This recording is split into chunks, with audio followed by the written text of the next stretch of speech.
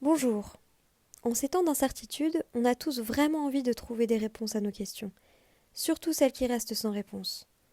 Cependant, dans mon métier de coach, ce qui est important, c'est de trouver les bonnes questions, pas de trouver les réponses. Les solutions apparaissent souvent d'elles-mêmes lorsque l'on a su bien poser le problème.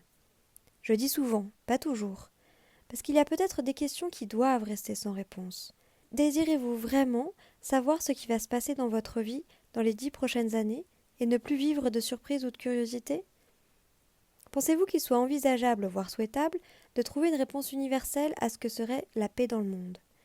Cela voudrait dire que chacun aurait la même vision de la paix, intérieure et extérieure, quelle que soit l'histoire de son pays et son histoire personnelle. Je rêve bien sûr d'un monde en paix, sans conflit, en harmonie. Cependant, mon harmonie ne correspondrait pas à quelqu'un d'autre, et pour moi la paix ne peut être réelle que dans la coexistence de multiples définitions de la paix. Alors quel aboutissement choisir pour ce dilemme? Abandonner et ne plus chercher de réponse aux questions complexes, ou se rabattre sur des demi-solutions? Et pourquoi pas essayer une troisième voie?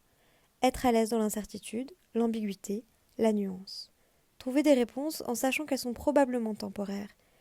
Accepter que la clarté de nos esprits ne soit qu'éphémère dans un monde qui évolue sans cesse. Et enfin, gérer les émotions qui surgissent face à l'incertitude. Ce que je vous propose, c'est de vous attacher à trouver les bonnes questions, les bonnes réponses lorsqu'elles existent, et accueillir pleinement les questions qui doivent rester sans réponse. Et finalement, de chercher dans quelle catégorie se trouve la question qui vous préoccupe aujourd'hui.